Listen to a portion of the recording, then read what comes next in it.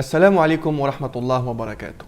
Antes de hablar de los rechazadores del hadith, tenemos que investigar y escudriñar sobre sus orígenes. ¿De dónde proviene esta corriente herética?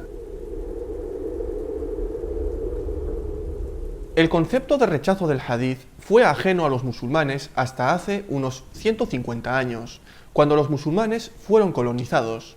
Fue la primera vez que la mayor parte del mundo musulmán cayó bajo el dominio de tales potencias que tenían un enfoque secular de todo, incluso de la educación. Cuando su modo de vida llegó a dominar el mundo musulmán, en medio de debilitamiento del Imperio Otomano, la nueva generación musulmana, influenciada por el modo de vida de Occidente, creyó que la única forma de tener éxito material en este mundo era abandonando el conocimiento islámico tradicional de sus antepasados.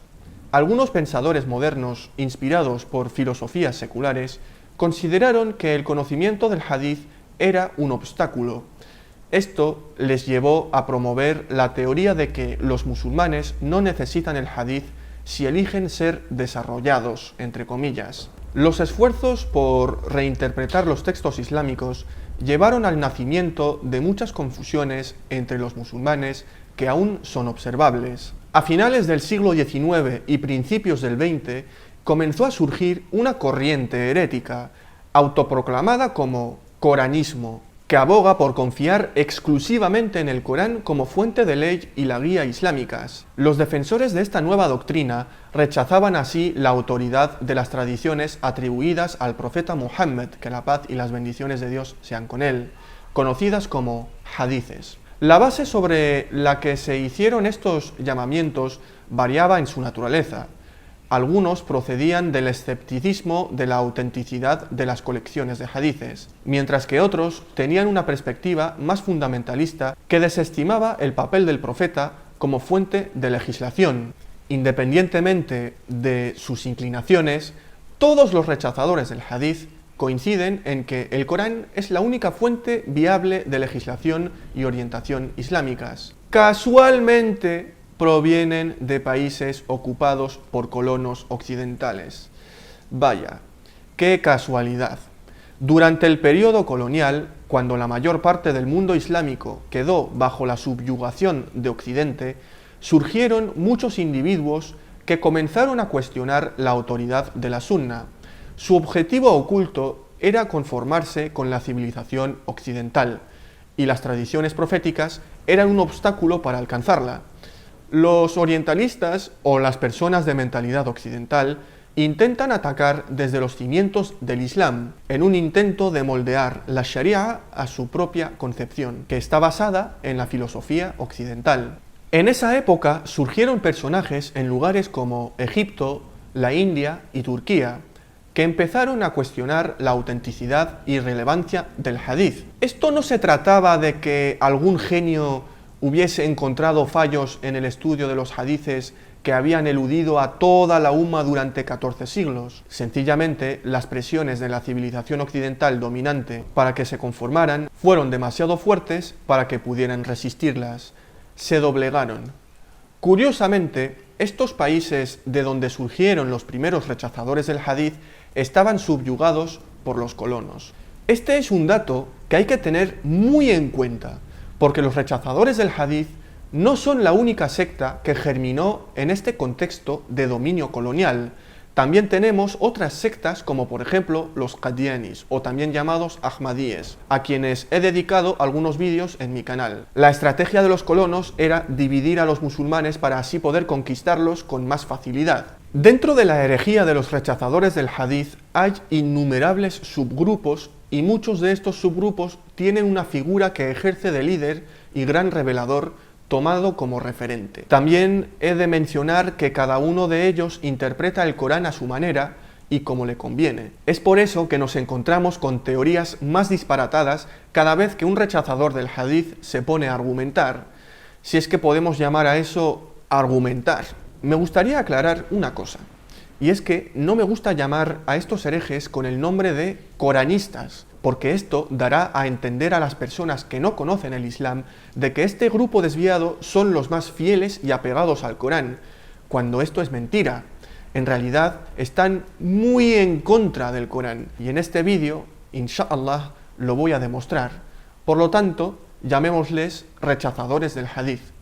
Escuchemos las palabras del Sheikh Ibn Baz. فضيلة الشيخ، تكلمت عن وجوب الأخذ بالكتاب والسنة، ووجد جماعة يقال لهم القرآنيون، فما موقفنا منهم؟ مثل ما تقدم، ليسوا قرآنيين ولكنهم كذابون أعداء للقرآن، لأن القرآن أمر بالسنة وأمر بطاعة الرسول صلى الله عليه وسلم. من أنكر السنة فقد أنكر القرآن، ومن عصى الرسول فقد عصى القرآن، فليسوا قرآنيين ولكنهم ضد القرآن وملاحدة وضالون، بل كفار بإجماع أهل العلم.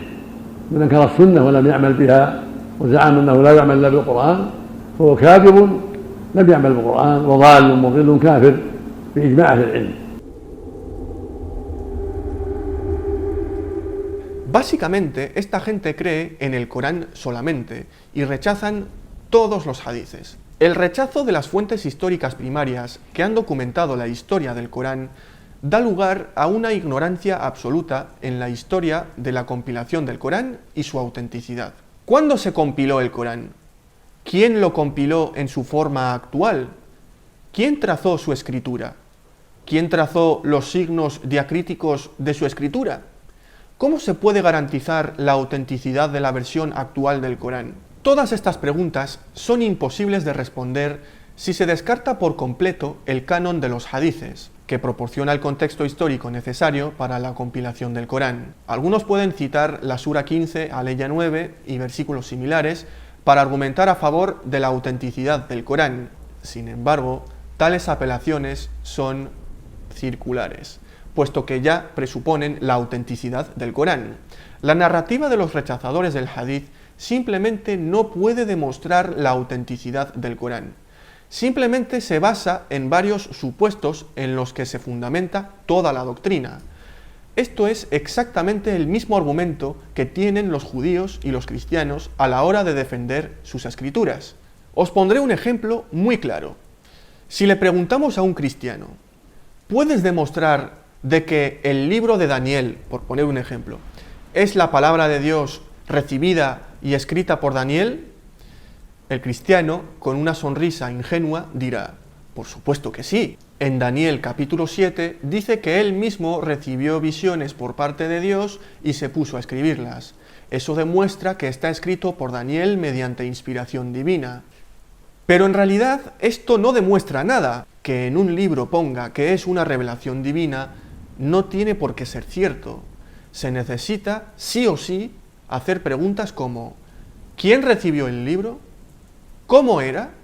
¿Hay testimonios de testigos contemporáneos que puedan trazarse históricamente? ¿Quiénes pasaron por escrito el libro? Y un larguísimo etcétera. La realidad sobre el libro de Daniel es que no es la palabra de Dios preservada. Para no extenderme, voy a demostrarlo en 5 puntos breves. Insha'Allah, este libro tendrá su propio vídeo donde lo voy a desmontar. 1. No existe ningún manuscrito original escrito por Daniel. En otras palabras, los autores son posteriores y anónimos. 2. Supuestamente está ambientado en Babilonia durante el exilio en el siglo VI a.C., pero está demostrado que fue escrito durante la época macabea en el siglo II a.C. 3. El libro es un puzzle compuesto de diferentes idiomas, arameo, hebreo y griego. Son textos que se han ido agregando a lo largo del tiempo por manos desconocidas. 4. Hay errores históricos bastante graves a lo largo de todo el libro. Y 5. Existen múltiples versiones del libro.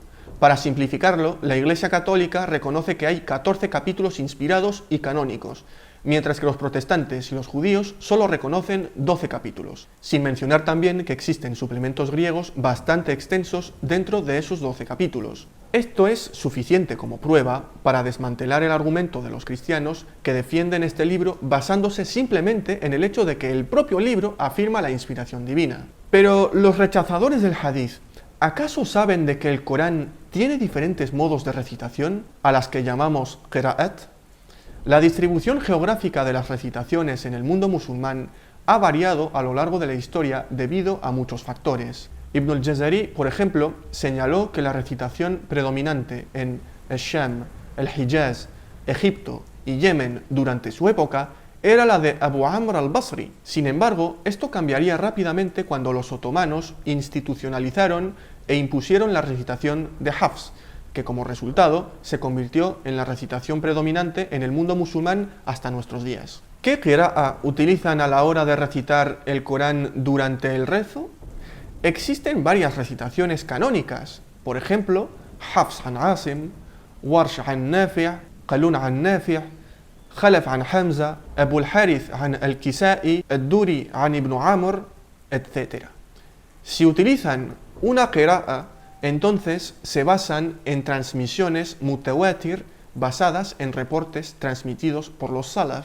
¿Cómo pueden demostrar que el Corán hoy en día es exactamente el mismo que enseñó el profeta Muhammad sallallahu alaihi wasallam? ¿Qué criterios siguen para demostrar que tal o tal recitación es auténtica? Los musulmanes sabemos que son auténticas por transmisiones de maestro a discípulo. El profeta alaihi salatu wasallam se lo enseñó a los sahaba. Los sahaba se lo enseñaron a sus estudiantes y estos estudiantes se lo enseñaron a sus estudiantes y así sucesivamente hasta el día de hoy. Estos recitadores del Corán se llamaban qurra. Pero, ¿qué hay de los rechazadores del hadith? El Corán fue preservado y transmitido por sabios tradicionalistas que los rechazadores del hadith acusan de ser herejes e inventores de las palabras atribuidas al profeta, que por cierto, no hubo ni un solo grupo o consenso que haya rechazado totalmente los hadices en los primeros siglos después de la Égira. La presencia de variantes textuales en las diferentes qira'at del Corán no plantea un problema en la erudición musulmana tradicional, ya que está auténticamente establecido, como informan al-Bukhari, Muslim, Abu Dawud, al-Tirmidhi, al-Nasa'i y muchos otros, que el profeta alaihi salatu wasalam recitó el Corán en diferentes modos de recitación llamados ahruf. Así pues, estas variantes en la recitación pueden contextualizarse y explicarse por la recitación del Corán por parte del profeta alaihi salatu wasalam en diferentes modos. Mirad, hagamos un ejemplo práctico. Tenemos diferentes qira'at del Corán, todas autentificadas y basadas en los 7 ahruf revelados por Gabriel a nuestro profeta Muhammad alaihi salatu wasalam. Tomemos el ejemplo de este mushaf. Este mushaf tiene la recitación de Hafs an Asim y eso lo podemos encontrar en la introducción. Por lo tanto, el narrador es el imam Hafs y su maestro fue el imam Asim. Por otro lado, aquí tengo un mushaf edición de bolsillo. Todos los musulmanes hemos visto este tipo de ediciones de bolsillo porque son muy cómodos y útiles. Resulta que no es Hafs an Asim, sino Warsh an Nafi'. Si vamos a la introducción, vemos que dice lo siguiente. Este mushaf se estableció de acuerdo con lo que concuerda con la narración de Abu Sa'id Uthman ibn Sa'id al-Masri, apodado Warsh, quien murió en el año 197 después de la Égira, por autoridad de Nafi' ibn Abdurrahman ibn Abi Na'im al-Madani, quien murió en Medina en el año 169 después de la Égira. Y vemos que continúa con una cadena de transmisores que es la siguiente. Esta cadena de transmisión se ha probado de manera 100% auténtica. La recitación fue enseñada de maestro a discípulo. Se puede trazar hasta boca del mensajero, sallallahu alaihi wasallam. Aquí una pregunta para los rechazadores del hadith. ¿Alguno de estos sabios era rechazador del hadith? Todos estos sabios seguían el Corán y la Sunna, eran de la generación de los Salaf, todos ellos eran maestros en la recitación y sabios del Hadith. Los rechazadores del Hadith no tienen ni idea de la historia del Corán. Más adelante, en la misma introducción, se nos informa de lo siguiente. En el nombre de Allah, el Clemente, el Misericordioso, con la ayuda de Allah y con un periodo de más de 5 años y arduos esfuerzos de redacción, seguimiento, control y escrutinio, esta copia única del noble Corán fue escrita de acuerdo con los dichos más auténticos en los que los eruditos unánimemente acordaron redactar este mushaf tal como se informó con la autoridad de nuestro maestro Uthman ibn Affan y de acuerdo con lo que saben los memorizadores, bajo la supervisión de un cuerpo supremo de eruditos de alto nivel del Levante. Todas las qira'at que tenemos se basan en el mushaf de Uthman, establecido por consenso unánime entre todos los sahaba, y los memorizadores a los que se refiere aquí son la lista que expuse anteriormente. Aquí tenemos toda la cadena de narradores que nos lleva desde el imam Warsh y el imam Nafi' hasta boca del profeta Muhammad, que la paz y las bendiciones de Dios sean con él. Estos dos imames, al igual que el imam Hafs y el imam Asim, nunca conocieron al profeta Muhammad sallallahu alaihi wasallam. Esta pregunta va para los autoproclamados coranistas. ¿Cómo sabéis de que el Corán que tenemos en casa hoy en día es el mismo que recitó el profeta Muhammad sallallahu alaihi wasallam? ¿Lo veis? Exactamente lo mismo se aplica a los hadices. Por lo tanto, vuestra creencia en la falsedad de los hadices impacta y entra en directa contradicción con la preservación del Corán. Negando los hadices, negáis también el Corán. El rechazador de hadices más famoso mundialmente en la actualidad respondió a esta pregunta de la manera más lamentable que nos podamos imaginar. Escuchemos. Did you base your translation on a manuscript without any diacritical marks or dottings? Or were you heavily influenced by a popular recitation like Hafs and Asim, for example? Be honest. Be honest. Yes, honest, of course, it is a Hafs version. However, I am not bound by Hafs version. I don't care about Hafs, this guy, that guy. It is God's word. It's preserved by God. Por un lado, Edip afirma que no confía en las 10 qira'at y que le dan igual los recitadores canónicos como el imam Hafs. Pero al mismo tiempo, basa su infame traducción del Corán en la recitación del imam Hafs. ¿Quién le entiende? Sabemos que el Corán es exactamente el mismo que enseñó el profeta Muhammad sallallahu alaihi wasallam, por el hecho de lo que en árabe llamamos tawatur. Tenemos una infinidad de informes mutawatir. Esto quiere decir que en cada generación, en diferentes partes del mundo musulmán, recitaban lo mismo e informaban exactamente lo mismo. Los hadices provienen de la misma fuente. El mayor grado de autenticidad de un hadith sahih es el hadith mutawatir, un hadith transmitido por numerosos narradores de cada generación, hecho que imposibilita su falsedad. Por otra parte, para saber si una recitación es canónica, si entra dentro de esas qira'at del Corán, también nos basamos en los informes mutawatir. Todo se preservó a través de las prolíficas mentes de los sabios de entre los sahaba y las generaciones inmediatas, bajo la voluntad y promesa de Allah, como se indica en el Sagrado Corán. Hay un canal de YouTube en español que es referente entre los rechazadores del hadith. El dueño de este canal tiene, y no exagero, cerca de 1000 vídeos reiterativos donde insiste en interpretar el Corán de manera personal y rechazar tajantemente la tradición profética, los hadices. Me he visto algunos de sus vídeos. Obviamente no me voy a ver todos, porque si no llegaría a mi vejez y todavía me faltarían vídeos por ver. Escuchemos cuál es, según él, la traducción más exacta del Corán al español. Como podemos observar, la única traducción que respeta lo que dice el texto original en árabe es la de Mohamed Assad. Esto solo ha sido un ejemplo, hay cientos de ellos. Si bien es cierto que este traductor cita hadices y pasajes bíblicos, en ningún caso permite que estas fuentes se impongan a la literalidad del texto en árabe, y mucho menos al análisis racional del libro, algo que tantas veces nos ha pedido Allah tener en cuenta a la hora de interpretar el mensaje del Corán. Aunque no comparta algunos conceptos de la traducción, la recomiendo por encima de cualquier otra que exista en lengua española. A quien haya entendido lo que aquí se ha dicho, le pediría encarecidamente que si alguien le pregunta por alguna traducción del Corán en castellano, recomiende la de Mohamed Assad.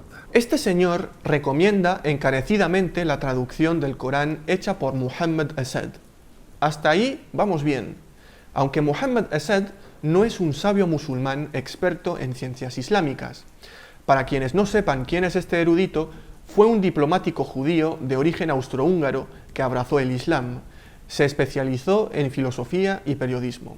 Aún así, su traducción es aceptable en su mayoría, con sus virtudes y sus defectos, obviamente, porque esa traducción tiene muchos defectos, pero al fin y al cabo es una traducción aceptada a nivel general. Es más, yo mismo he utilizado esa traducción y sus comentarios exegéticos en varios de mis vídeos.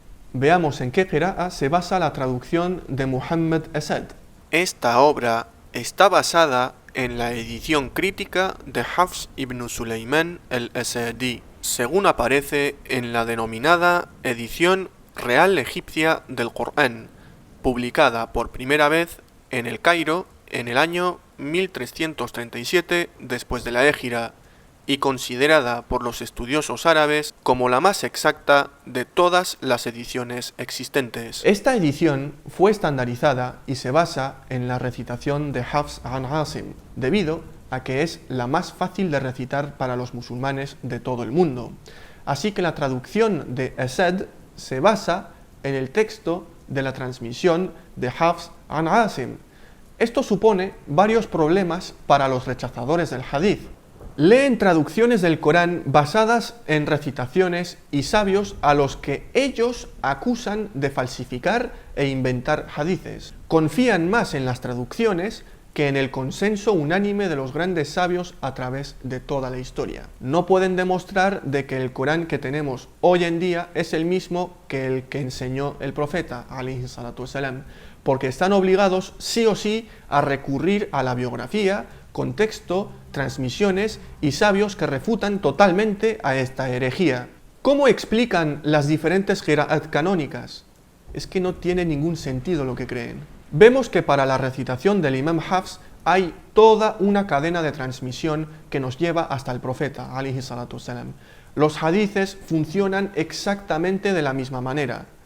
¿Qué pruebas tenéis para decir que todos los hadices son inventos de esos mismos eruditos que nos transmitieron el Corán de generación en generación? Los rechazadores del hadith dirán, es que el Corán afirma ser la perfecta y preservada palabra de Dios. Por supuesto, ningún musulmán diría lo contrario.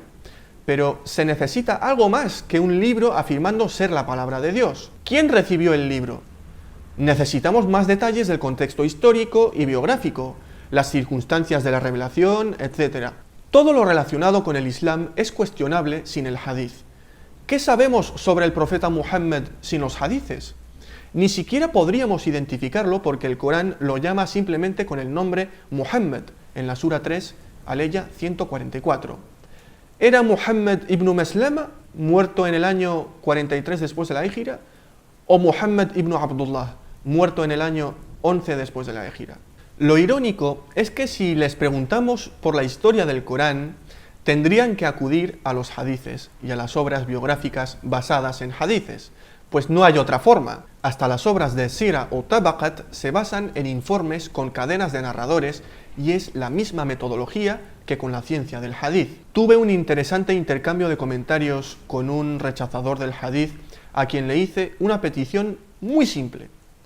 Nombra un solo grupo que date de entre la época del profeta y antes de la colonización que haya rechazado totalmente los hadices. ¿Sabéis qué respondió?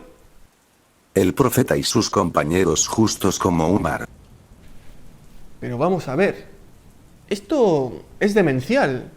¿Cómo saben que el profeta Muhammad, que la paz y las bendiciones de Dios sean con él, tenía un compañero llamado Omar si no creen en los hadices? Omar no es mencionado en el Corán, única fuente en la que supuestamente ellos creen. Más adelante me dijo algo que me dejó más perplejo todavía. Dijo lo siguiente sobre Abu Huraira. Abu Huraira. Ja, ¿no hablarás en serio? Abu Huraira, si es que existió alguna vez, porque es un mote, fue uno de los grandes hipócritas. La hawla wa la quwwata illa billah. En serio, esta gente no teme a Allah. Yo le pedía constantemente que respondiera a la pregunta inicial y cuáles son sus pruebas para sostener sus afirmaciones blasfemas. Pero los rechazadores del hadith argumentan como los cristianos, evaden las preguntas y te saltan con una mentira cada 2 por 3. Entonces ellos se toman el Islam como si se tratara de un buffet libre. Elijo lo que más me gusta y lo que mejor me conviene. Esto los hace ser directamente una herejía y me da igual lo que digáis. No son musulmanes, se limitan a tergiversar e interpretar el Corán a su conveniencia y nada más, cuando no tienen ni idea de ciencias coránicas, ni siquiera de la historia de la revelación. Y para colmo, el propio Corán está en contra de la creencia de los rechazadores del hadith, como demostraré más adelante en este vídeo, inshallah. Aceptan el Corán transmitido por la misma gente que ellos mismos acusan de haber inventado mentiras sobre el profeta, sallallahu alayhi wa sallam. Los sabios que tanto atacan por haber difundido una mentira que según ellos es la tradición profética, o dicho de otra manera, los hadices del profeta. El propio Corán no da su propia historia, por lo tanto, acudirán a los hadices cuando les convenga. La realidad es que hay numerosos versículos que no pueden entenderse sin hadices. Por ejemplo, cuando os sobrevino una desgracia, a pesar de haber causado a vuestros enemigos una derrota con un resultado que duplicó a lo que padecisteis, exclamasteis: ¿por qué fuimos vencidos? Diles: estas son las consecuencias de vuestras obras. Ciertamente Allah tiene poder sobre todas las cosas. ¿Cuándo fue revelado este versículo? ¿De qué desgracia está hablando? ¿A qué se refiere con duplicó a lo que padecisteis? Los rechazadores del hadith, quieran o no, esto no se puede explicar y entender sin los hadices. Gracias a los hadices, sabemos que la desgracia a la que se refiere es la derrota en la batalla de Uhud, con la caída de 70 musulmanes, y también sabemos que se refiere a la derrota de los Quraysh en Badr. La siguiente aleya dice: y recordad lo que os aconteció el día que se enfrentaron los dos ejércitos por voluntad de Allah, para distinguir quiénes eran los creyentes. ¿Qué dos ejércitos? ¿Y qué día? ¿Qué ocurrió exactamente ese día? ¿Dónde está esta información en el Corán? No está en el Corán, pero sí en los hadices. Por cierto que Allah os socorrió en muchas ocasiones, como el día de Hunayn, cuando os vanagloriabais con vuestra superioridad numérica, pero de nada os valió, y os resultó estrecha la tierra a pesar de su vastedad, y huisteis. ¿De qué se habla aquí? ¿Qué es el día de Hunayn y su victoria? ¿Qué ocurrió exactamente ese día? En el Corán no se pueden encontrar más detalles sobre el tema. Veamos un último ejemplo. Si no lo socorréis, sabed que Allah lo auxilió aquella vez que los incrédulos lo expulsaron, cuando estando en la caverna con su compañero le dijo: no te entristezcas, pues Allah está con nosotros. Entonces Allah hizo descender su sosiego sobre él, les socorrió con un ejército que no veían, y dispuso que el propósito de los incrédulos se desvaneciera, y que el mensaje de Allah sea el que prevalezca. Ciertamente Allah es poderoso, sabio. Los que no creían le habían expulsado ¿de dónde? ¿En qué cueva estaban? ¿Y cómo llegaron ahí? ¿Quién era su compañero en la cueva? Ninguno de estos datos figura en el Corán, pero sí en los hadices. Ojo, sé que estos shayatín van a tergiversar mis palabras para llevarlo hacia donde yo sé que lo van a llevar. No estoy diciendo que el Corán es incompleto, estoy diciendo que la palabra de Allah subhanahu wa ta'ala se explica con el ejemplo y la vida del profeta Muhammad sallallahu alayhi wa sallam. El Corán es la primera fuente y la sunna es la segunda. El Corán es genérico y la sunna es específica. El Corán es la teoría y la sunna es la práctica. Y si los rechazadores del hadith no quieren aceptar esto, entonces están diciendo que hay aleyas del Corán que fueron reveladas sin motivo. Dirán cosas como la siguiente. Entonces no es algo inteligente atender a este tipo de cuestiones, de si este versículo bajó por este o por el otro, porque esto a nosotros no nos va a servir de nada.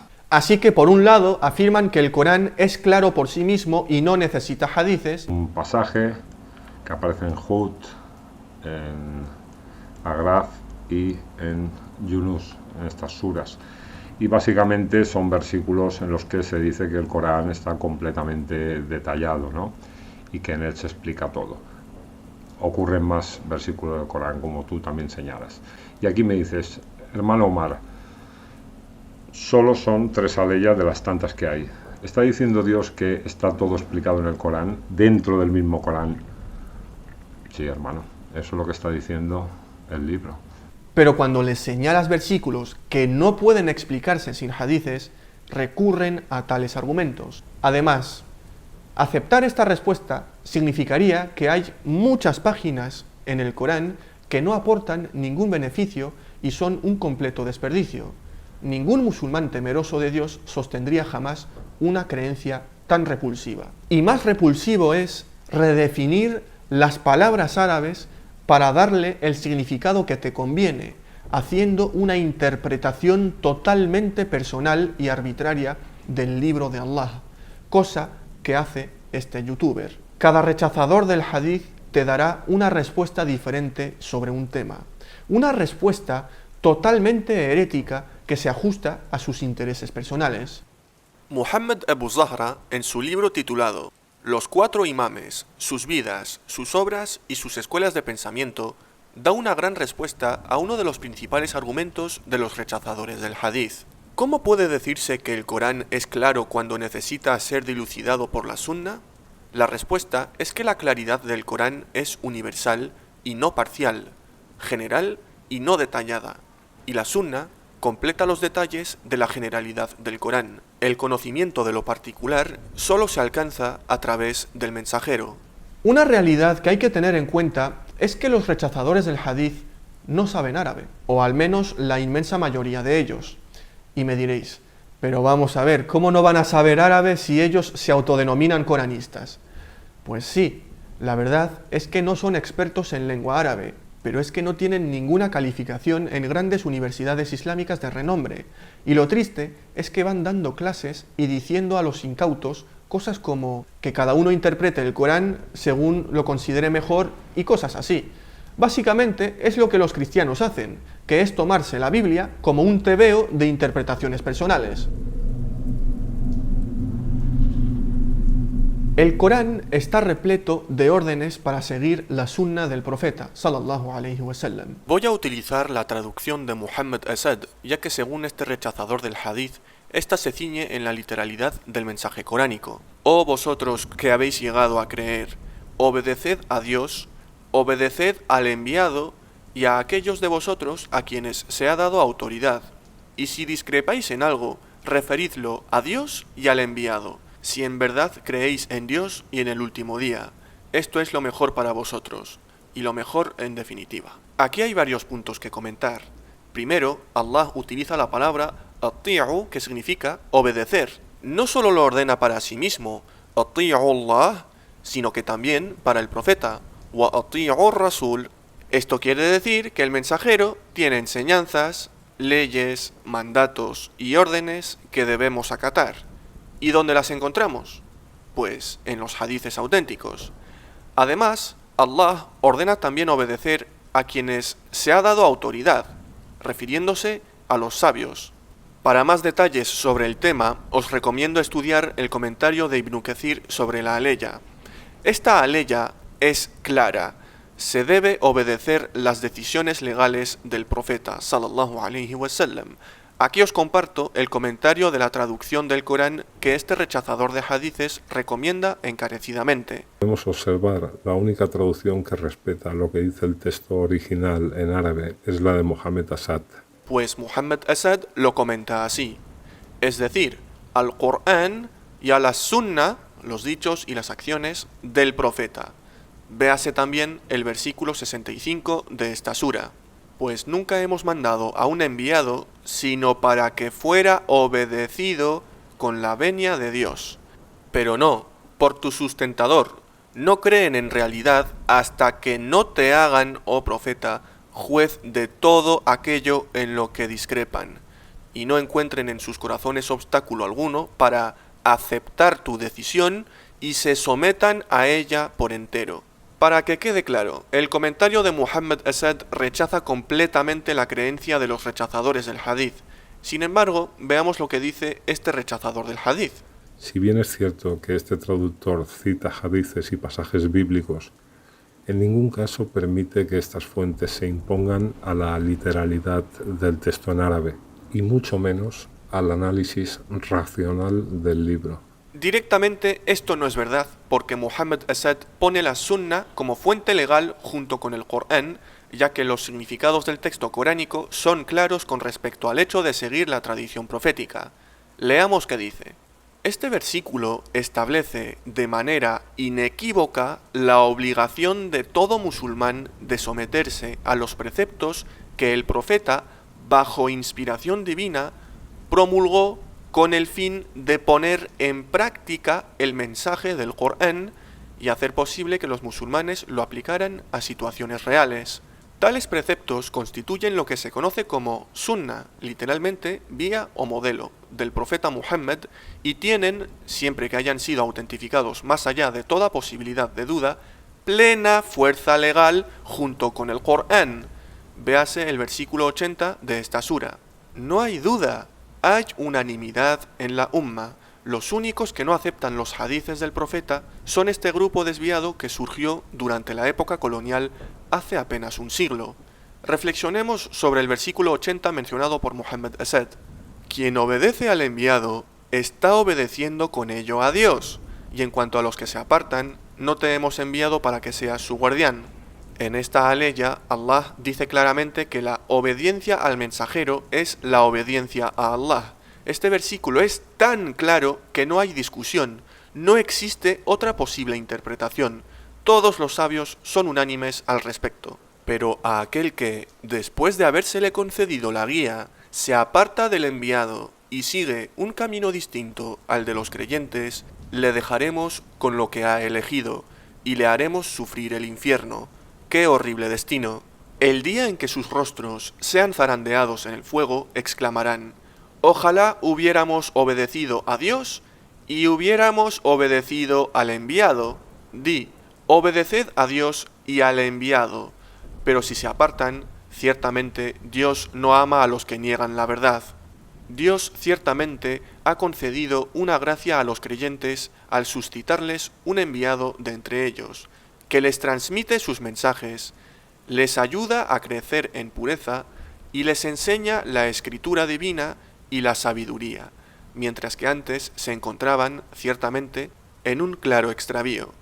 También aquí hay consenso y el pasaje es más que claro. El profeta transmite los mensajes, purifica, enseña la escritura divina, es decir, el Corán, y la sabiduría, que es su sunna, registrada en los hadices auténticos. Y sobre ti también hemos hecho descender este recordatorio, para que expongas a la humanidad todo lo que se ha hecho descender para ellos, y para que reflexionen. Este versículo también da instrucciones sobre el orden en que debe entenderse el Corán. En primer lugar, el mensajero, sallallahu alaihi wasallam, explica claramente a la humanidad la revelación de Allah, y a continuación se reflexiona. La gente no es libre de dar rienda suelta a sus interpretaciones personales y especular sobre el mensaje del Corán, ignorando las enseñanzas del mensajero como hacen los autodenominados coranistas. Básicamente sus vídeos se basan en decir: yo lo entiendo como su comunidad. Yo lo entiendo como... La interpretación del Corán no tiene que basarse en yo lo entiendo así o yo lo interpreto así. El Corán se interpreta tal y como lo enseñó el profeta Muhammad sallallahu alaihi wasallam y como lo entendieron las primeras generaciones, no según un puñado de modernistas ignorantes, que por cierto, denigran al profeta Muhammad sallallahu alaihi wasallam diciendo que su misión fue la de un simple cartero, un mensajero que recibe un mensaje y lo transmite desde el emisor hasta el receptor. Y nada más, ahí termina su trabajo. Oh sustentador nuestro, suscita en nuestra descendencia a un profeta de entre ellos, que les transmita tus mensajes, les imparta la revelación y la sabiduría, y les haga crecer en pureza, pues ciertamente solo tú eres todopoderoso, sabio. Igual que os hemos suscitado a un enviado de entre vosotros mismos, para que os transmita nuestros mensajes, os ayude a crecer en pureza, os imparta la revelación y la sabiduría, y os enseñe lo que no sabíais. Allah subhanahu wa ta'ala nos ha hablado de 4 funciones del profeta. Una de ellas es transmitir sus mensajes. Las otras 3 son purificar, enseñar la revelación y enseñar la sabiduría. Estas 4 funciones han sido descritas como el propósito de la misión del mensajero, y la guía de Dios al hombre será cumplida y completada por todas, y no por solo una de estas 4 misiones. Y cuando se les dice, venid a lo que Dios ha hecho descender y al enviado, ves a los hipócritas apartarse de ti con aversión. ¿Qué es lo que Allah ha hecho descender? El Corán, pero también dice, al enviado. ¿Qué es lo que el mensajero tiene para ofrecernos? La sunna. ¿Dónde está su sunna? En los hadices auténticos, así de claro y sencillo. Así pues, aceptad complacidos lo que el enviado os dé de ello, y absteneos de exigir lo que os niegue. Y sed conscientes de Dios, pues ciertamente Dios es severo dando escarmiento.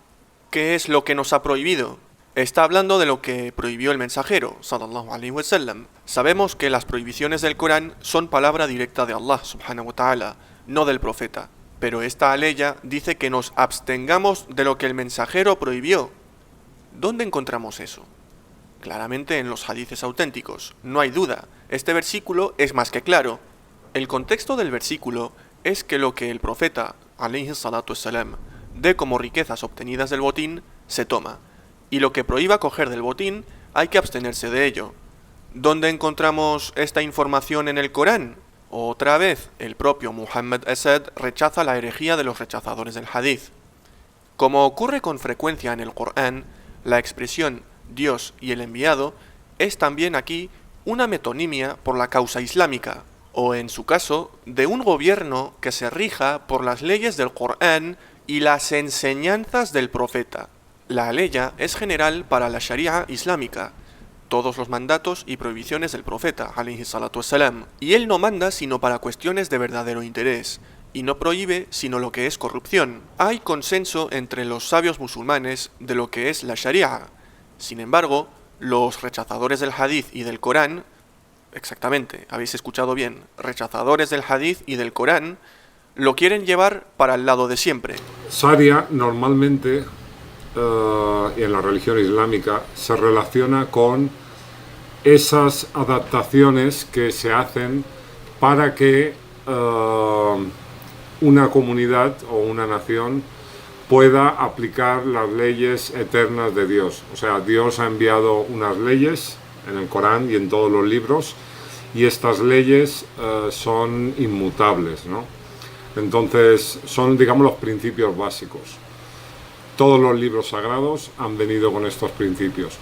Pero la Sharia sería la manera de aplicar estos principios, o sea, de adaptar estos valores de la revelación a cada comunidad, a cada época o a cada circunstancia. O sea, de adaptar a cada comunidad, a cada época o a cada circunstancia. O sea, de adaptar. Exactamente.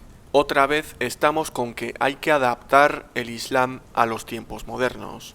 A estas alturas, todo el que esté viendo este vídeo debería confirmar cuál es la agenda secreta de estos herejes. Como dije, este señor tiene una exorbitante cantidad de vídeos en su canal que se repiten más que el ajo. Me apena ver a personas que confían ciegamente en alguien que se limita a hablar y hablar y hablar y hablar sin mostrar nunca una prueba contundente. Es increíble cómo se puede engañar tan fácil a ciertas personas. Muchas de esas personas son regresados al Islam que no tienen una guía y que están perdidos buscando lo que más les conviene. De verdad lo digo, ¿cómo vamos a creer en la interpretación de alguien que no sabe pronunciar el árabe, que nunca muestra pruebas y que cambia los significados del contenido del Corán para llevarlo a un terreno ajeno al Islam y complacer la mentalidad modernista y liberal? Voy a exponer el último ejemplo en este vídeo de otra aleya que refuta el rechazo del Corán y la sunna del profeta Muhammad sallallahu alaihi wasallam. Escuchemos atentamente. وما كان لمؤمن ولا مؤمنة إذا قضى الله ورسوله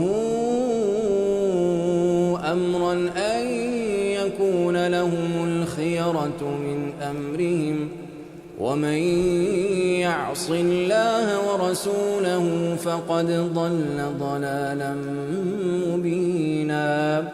Asad lo comenta así. Es decir, cuando una ley específica haya sido formulada como tal en el Corán o en un precepto promulgado por el profeta, no hay discusión. El Corán es explícito en cuanto a la obligación de seguir la palabra de Allah y la sunna de su profeta, alayhi salatu wassalam. Y si alguien no lo quiere ver es porque está sumido en sus deseos personales.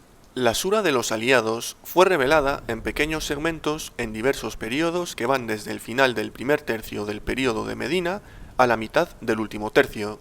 Esto unido al hecho de que una porción considerable de esta sura se ocupa de la historia personal del profeta alayhi salatu wassalam, de su relación con sus contemporáneos, en particular con su familia, y de ciertas normas de conducta que conciernen solo explícita y específicamente a sus esposas. Esto es lo que se ha recibido, entendido, explicado y establecido por todo el ijma' de manera totalmente auténtica en los últimos 1500 años. Sin embargo, como era de esperar, a los rechazadores del Corán y del Hadith no les interesa este contexto y el mensaje coránico que los refuta. Es por eso que les escucharemos decir barbaridades como esta que os mostraré a continuación. Vámonos a la sura 33 de los coligados, donde aparecen ayas que hacen de menos a las esposas del profeta. Aparecen temas un poco escabrosos que cuando lo leemos los musulmanes pues parece que no tiene demasiado sentido, ¿no? Hermano, ya lo he dicho en otros vídeos, los términos en árabe y sobre todo los que utiliza el Sagrado Corán en su sentido primario permiten componer una estructura que va más allá de lo que nos cuenta la tradición. En este capítulo 33 lo que se está hablando de principio a fin es de una confrontación, de coligados, de grupos que se juntan y se enfrentan entre ellos. Bien, donde tú lees esposas en todo el capítulo o en todo el Corán, lo puedes interpretar también en Nisa como comunidades débiles que están subordinadas a una más poderosa. Esto sería la palabra mujeres, Nisa, o también Zawja, que en su sentido más básico guarda relación con compañero o comunidad asociada. Bien, entonces donde leas esposas tiene uno u otro sentido. Donde lees madre, también hace referencia en su sentido básico a nación, hijos adoptivos a aquellos que se han unido a nosotros.